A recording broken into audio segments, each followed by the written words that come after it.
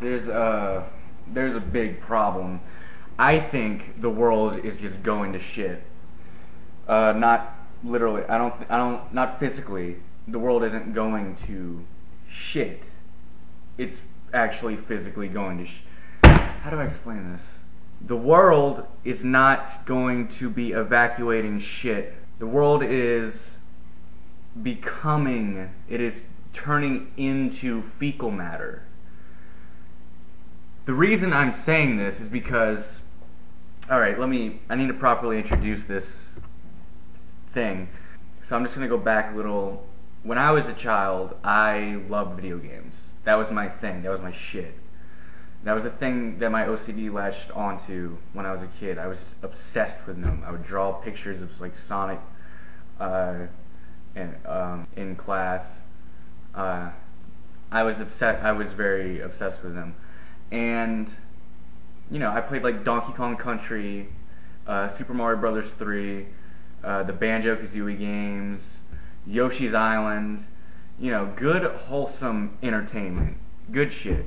Resident Evil 4, the type of stuff you let your kids play, you know, and it's all good. Those games are good, and I think I really lost interest around the time when the Wii was really petering out. They weren't putting out games. It was more of a doorstop than a fucking video game system. You know, Microsoft was putting out the Kinect, and the PS Move was on its way, and Kevin Butler. I was like, fuck this. No more of that. So I just kind of stopped. You know, the last game I really played was Donkey Kong Country Returns, which I highly recommend. I think it's very good, wholesome entertainment. You should play. Beginning of the topic, there's a lot of, having once been a gamer, part of gaming culture, a big topic of discussion was violence in video games and how they affect the people that play them. And of course, being a gamer, it was in my best interest to say bullshit. And that's literally what I was saying. I was saying bullshit. I was saying bullshit because I said video games don't cause violent acts, and that's bullshit, because I know now that they do. You know, I believe that video games can have a subconscious, at least a subconscious effect on the people that play them. And it doesn't even have to be violence. I mean, fuck, look at the Sonic the Hedgehog fan base. Look at me circa 2003 reading the Archie comics. And I was this close to becoming a furry. I was this fucking close. It's not safe to have someone who's going through this horrible, excruciating point in their life where they want to put it in something, and they happen to be invested into these fucking anthropomorphic fuck faces. Is that close? But I managed to pull out. But those people exist, and you know those people. You know them. I knew a guy in school, holy shit, in art class. You know, I bet he's a serial killer. Video games do cause violence. I'm gonna get into it. Recently, a very high profile game by the name of Grand Theft Auto V came out, or GTA V, you can also call it that. You know, it's the, I don't know, like third entry in the long running series. I never played the Grand Theft Auto games. I watched the San Andreas Hot Coffee mod online, you know, once, twice, several times, because you know, I never really got into that series, and it wasn't because back then I had some moral thing like I do now. I'm not going to play Grand Theft Auto V just because I know it's disgusting. And there's been a lot of controversy over this one particular scene where you're playing as one character and you're playing as another character. Like, one of them, it has to look through a sniper, the other one's torching a guy.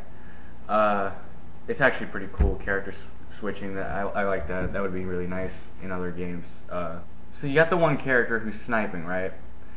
But you also have the character who's, I'll say it again, he's torturing the guy. He's torturing this poor little brown man that does not deserve anything that happens to him. You as a player had the choice to, you know, like shock his nipples and waterboard him. You take a sledgehammer and you just like, you fucking wail on his nuts and blood just seeps through his pants. It's really disturbing. And I can't see how playing this sequence could possibly have a positive effect on people. I mean, just watching it, I felt like I wanted to fucking kill somebody. I wanted to go down the street to that son of a bitch kid who's constantly playing in my yard all the fucking time. I wanted to choke the shit out of him. You know, and that was just watching it. Playing it, I can only imagine. Like, dude, I'm going full Patrick Bateman if I play that shit. I'm gonna be axing some motherfuckers. I'm gonna be cooking brains a little. I'm gonna be doing a lot of stuff that I'm gonna regret years down the road. And it's all because of Grand Theft Auto V.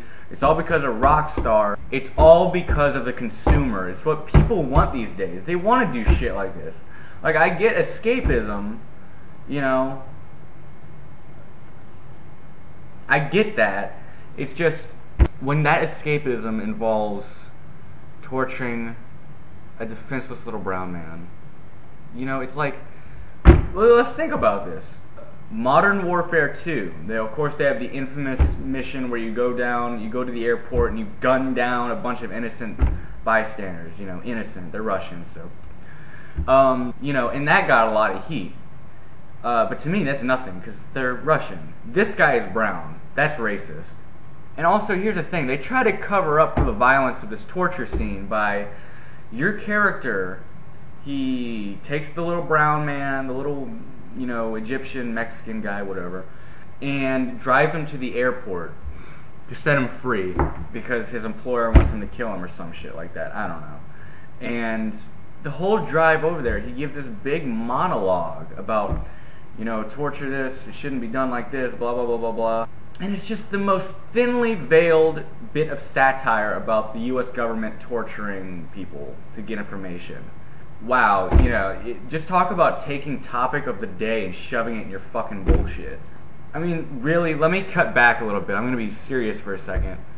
This character just tortured this guy and seemed to be having a pretty good time doing it. Why does he have a political agenda about torture? Doesn't that seem a little out of character? Isn't Trevor supposed to be a huge psychopathic motherfucker? Like, isn't that his deal? I don't understand. Like, that's why he's torturing the guy. He's the one to do it. But now suddenly he's like, oh, you know, torture. You would have said everything. And I'm not getting into politics here. This is a little different. This is like, it reminds me of the new Devil May Cry, DMC, whatever. People were losing their shit over Dante not having white hair. But one of the things that bugged me was that Bill O'Reilly character. It was a very, like, Fox News Bill O'Reilly.